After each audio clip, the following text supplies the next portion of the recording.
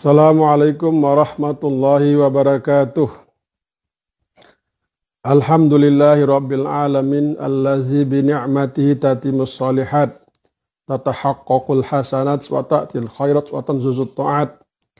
Allahumma sholli ala sayyidina Muhammad allazi ballagha risalat wa addal amanat wa ala alihi wa sahbihi allazina kal masabih fi zulumat. Nashhadu an la ilaha illallah nastaghfirullah. Allahumma inni as'aluka na'udzu bismika al-azam wa kalimatika tamati min syarri minal waba wal bala wal ibadika wa azabika wa na'udzu bismika al-azam wa kalimatika tamati min syarri syaitonir rajim. Tuan-tuan, puan-puan, Bapak, Ibu, saudara-saudara muslimin muslimat yang dikasihi Allah Subhanahu wa taala. Berjumpa lagi kita pada kuliah yang seterusnya. Kuliah ini direkam tidak lama, mungkin dalam lebih kurang 10 menit. Jadi kita harapkan dapat membantu kita semua. Apa yang baik kita dapat ambil, yang tak baik kita buang. Saudara-saudara sekalian yang dikasihi Allah Subhanahu wa taala, jikalau saudara-saudara dapat membantu ya di YouTube, tolong subscribe, mungkin dengan cara bantuan tuan-tuan dapat kita membantu orang-orang yang miskin, yang susah, yang tidak ada apa-apa bantuan daripada orang lain. Ramai di antara kita yang menghadapi krisis-krisis di masa pandemi corona ini, yang mengalami gangguan, kekurangan dari segala macam.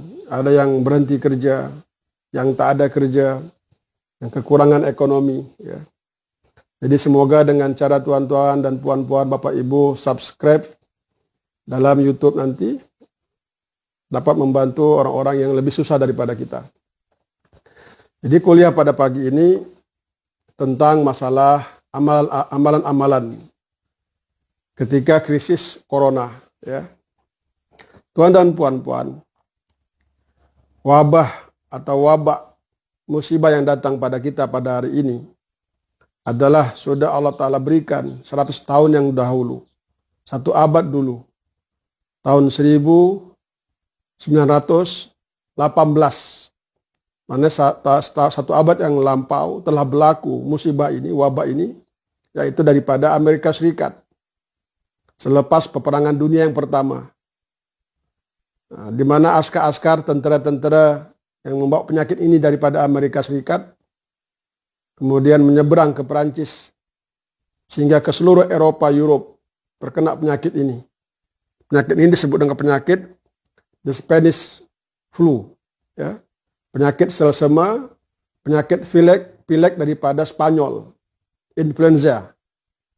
Tuan dan puan-puan, Bapak Ibu yang berbahagia, saudara-saudara, berapa banyak orang meninggal dunia ketika penyakit ini, Spanish flu, berlaku di Spanyol dan di seluruh Eropa, sampailah ke Indonesia, ke Nusantara. Hampir dikatakan 1 juta orang telah meninggal dunia. Dan penyakit Spanish flu telah menjangkiti 1/3 populasi dunia.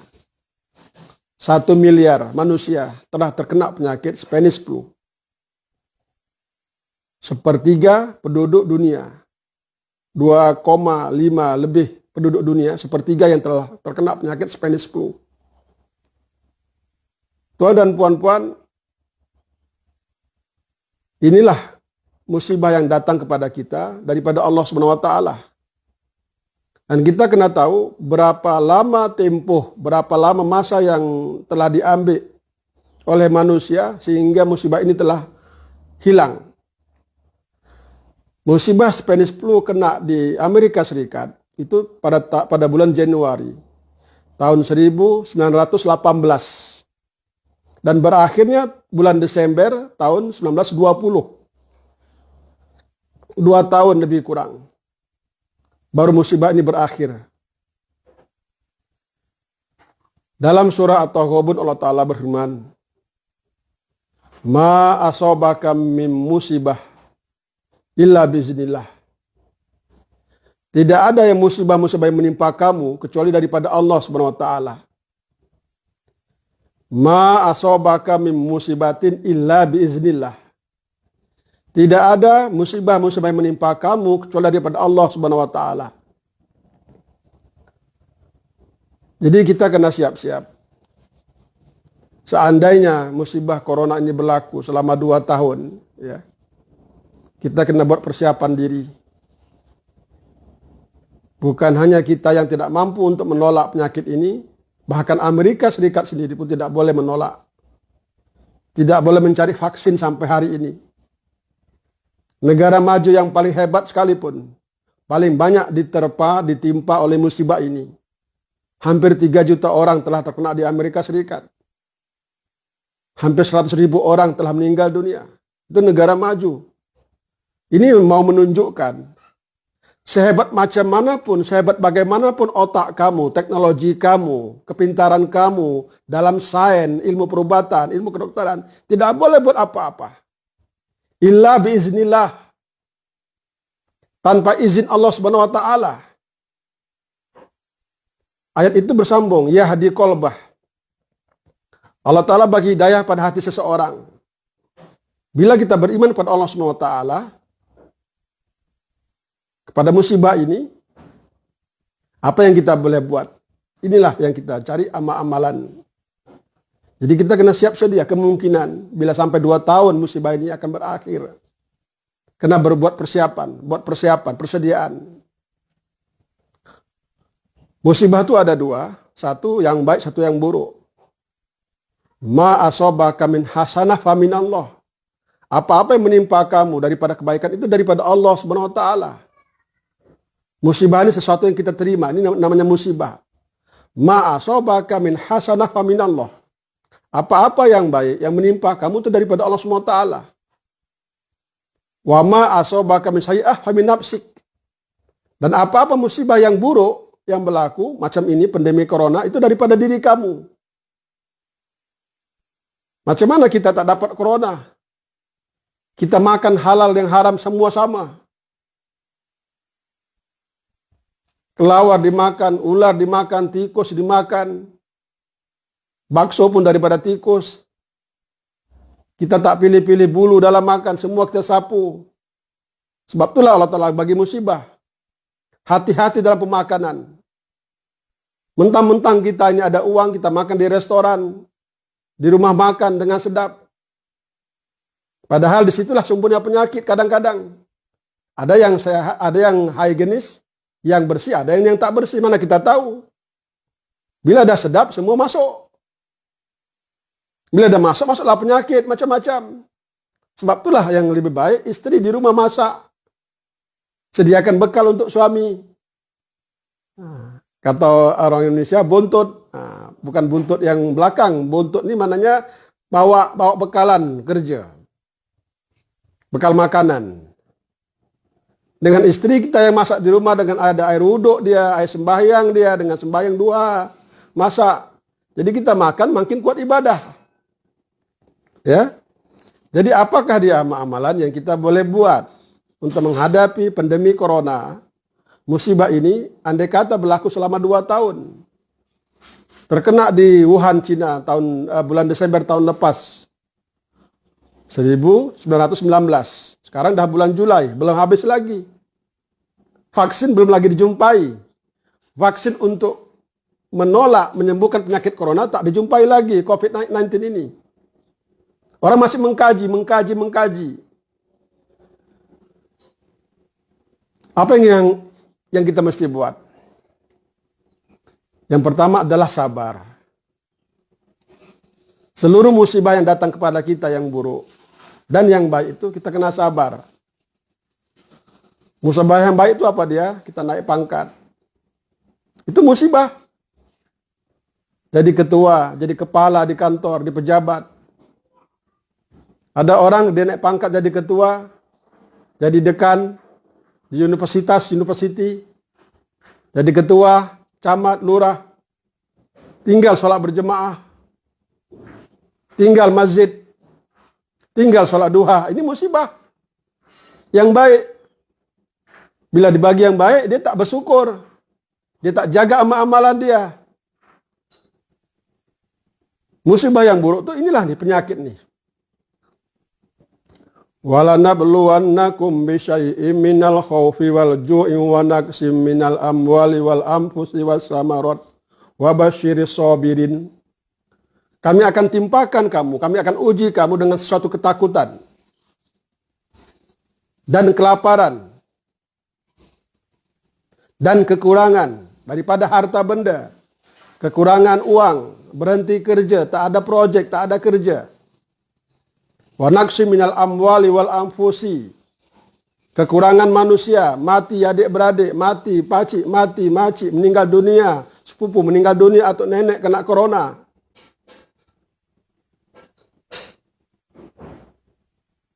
Wal anfusi was samarat, kekurangan buah-buahan, kekurangan makanan. Beras kurang, lauk-lauk kurang, barang-barang mahal. Dulu dengan uang 10 ringgit, 30.000 rupiah kita boleh beli macam-macam.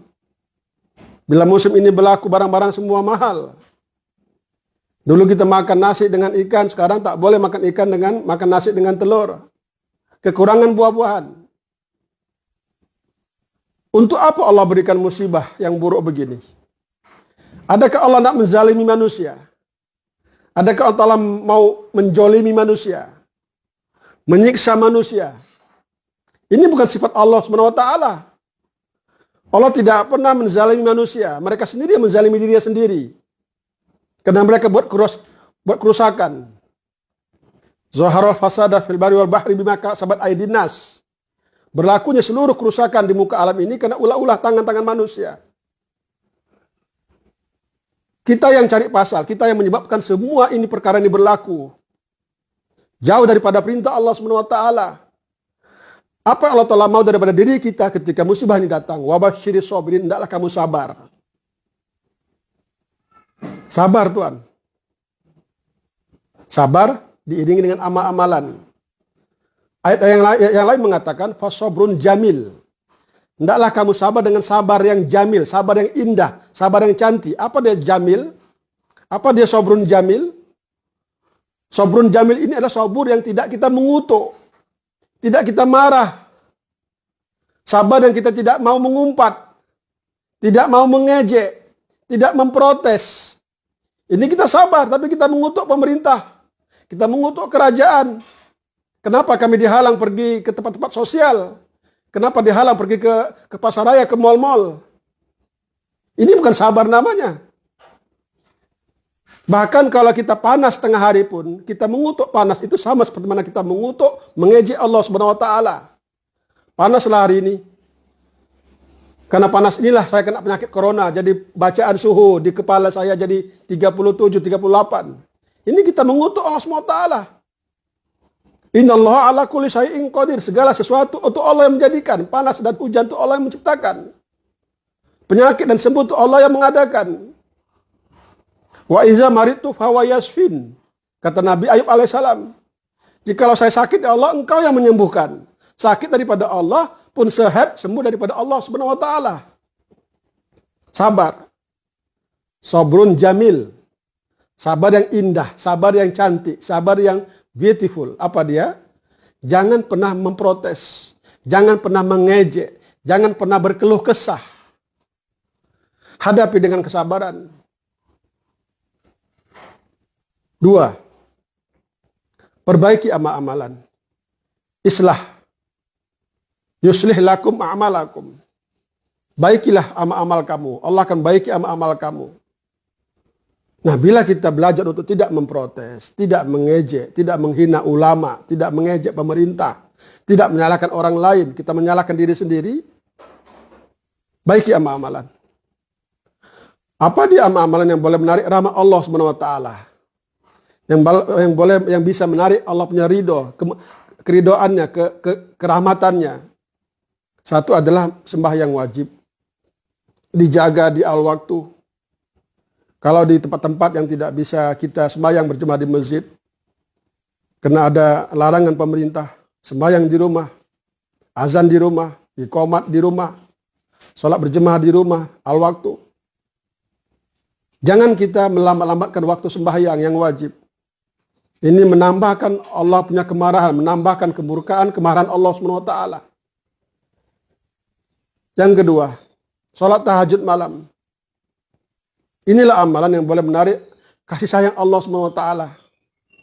Satu hadis mengatakan, sesiapa yang suami bangun malam, sebelum subuh sholat tahajud, dia kejutkan, dia bangunkan istrinya dan keluarganya untuk sholat tahajud malam.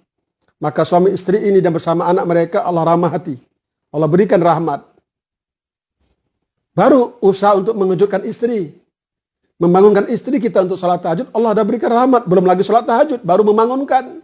Baru mengejutkan istri kita. Jadi setengah-setengah satu hadis mengatakan, barang siapa yang suka bangun malam, Allah tarik musibah, bala bencana. Jadi musibah ini datang kepada kita karena kita banyak dosa. Kita banyak tidur di malam hari. Tidak ingat Allah SWT, Rob kita yang menjadikan seluruh manusia, menjadikan seluruh alam semesta. Cobalah bangun malam, paling kurang 2 rakaat. Kata Syekh Abdul Qadir Jailani, dalam kitab Sirrul Asror, rahasia dalam rahasia, itu 1 kali 1 malam sholat tahajud, 12 rakaat. Kalau mampu, bacalah surah yang pendek-pendek. Kata Syekh Abdul Qadir Jailani, 1 rakaat kita baca surah Al-Ikhlas, Al-Falaq, surah An-Nas sekaligus. 3 surah, 1 rakaat. Rakaat yang kedua pun sama juga. Kalau mampu, tak mampu, 1 surah dibaca. Selepas Al-Fatihah. Buat yang mampu kita. Tapi jangan tinggal. Dan akhiri dengan cara sholat witir. Nah, bila kita sholat tahajud malam-malam, Allah akan jauhkan daripada musibah segala macam penyakit-penyakit yang datang. Kadang-kadang kita keluar kerja, kita pakai face mask. Sebelah kita terkena penyakit. Karena kita banyak bangun malam, Allah jaga. Penyakit tidak menimpa kita. Penyakit pun Allah yang perintahkan. Nama-nama orang yang mati kena corona itu sudah ada di Lauh Mahfuz. Ada 1 pokok di Lauh Mahfuz itu jatuh ke bawah daunnya. Sebelum 40 hari orang itu meninggal dunia. Semua nama-nama itu sudah ada di Lauh Mahfuz siapa yang meninggal dunia. Cuma kita mesti berjaga-jaga, berhati-hati. Pakai face mask. Jaga jarak. Distancing sosial. Kita berusaha. Ya. Jadi yang keduanya apa dia? Amalan yang untuk menolak musibah itu adalah bersedekah. Nabi telah bersabda,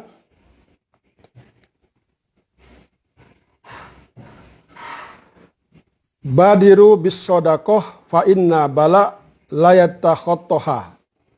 Ya.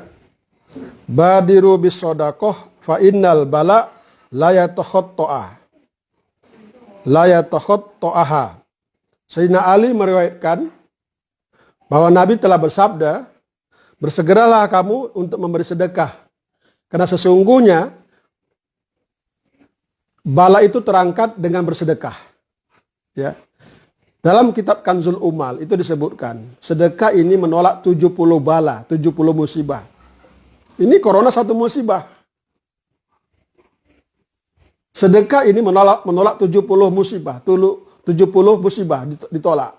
Sedekah ini 1 musibah, corona 1 musibah. Nah, bila kita banyak bersedekah, Allah akan jauhkan daripada 70 musibah, 70 bencana. Ya. Sedekah yang paling baik yaitu sebelum subuh pergi ke masjid sedekah. Yang lebih baik lagi sedekah itu apa dia? Bantu fakir miskin di sekitar kita. Bantu fakir miskin di sekitar adik-beradik kita. Ada kakak kita, adik kita yang susah, bagilah uang setiap bulan. Santunilah. Tak boleh banyak sedikit, tapi ada setiap bulan. Jadi kata Nabi, dengan sedekah ini menolak segala macam musibah. Dan sedekah juga menyembuhkan penyakit. Ya. Nabi telah bersabda, peliharalah harta kamu dengan menunaikan zakat. Obatilah para pesakit-pesakit kamu dengan bersedekah. Jadi dengan cara bersedekah, segala penyakit sembuh. Ini hari uang kita habis di hospital, di rumah sakit. Kena kelenjar getah bening, kena kanker, kaki bengkak, berobat di hospital. Berpuluh-puluh ribu habis di hospital, di rumah sakit. Kita percaya pada dokter, tak percaya pada Allah SWT. Habis duit, bankrupt, bangkrut. Cobalah kita bersedekah 1 juta aja 1 bulan kepada orang miskin. Setahun sembuh, baru 12 juta. Ini habis uang kita 200 juta dekat USA berobat. Habis 300 juta dekat Singapura berobat. Apalah salah sedekah separuh untuk orang miskin. Niatkan untuk menyembuhkan penyakit. Tapi kita tidak percaya kepada hadis Nabi. Allah kata, ikutlah dirimu kamu, ikutlah dengan kamu punya kehidupan, aku lepas tangan. Baikilah keadaan kamu. Sembuhkanlah penyakit kamu jikalau kamu rasa penyakit itu ada pada dokter, pada hospital. Jadi kita buat sama-sama, kita berobat, bersedekah. Dengan cara kita buat bersedekah, Allah sembuhkan penyakit. Berobat ini ikhtiar. Jangan tak buat pula. Insya Allah ya. Jadi insya Allah lebih kurang demikian. Tidak boleh lama-lama ini karena untuk kebaikan kita semua. Jadi kalau tuan-tuan, perempuan, dan bapak saudara boleh membantu, coba subscribe dalam YouTube. Dengan cara begini kita boleh membantu orang yang susah di kalangan kita. Billahi taufiq wal hidayah. Wassalamualaikum warahmatullahi wabarakatuh. Kita akhiri dengan doa kifarah. Subhanallahi wa bihamdihi. Subhanakallahumma wa bihamdika. Asyhadu an la ilaha anta astaghfiruka wa atubu ilaika. Nanti kita akan sambung sesi kemudian. Macam mana amalan menghadapi kemiskinan. Assalamualaikum warahmatullahi wabarakatuh.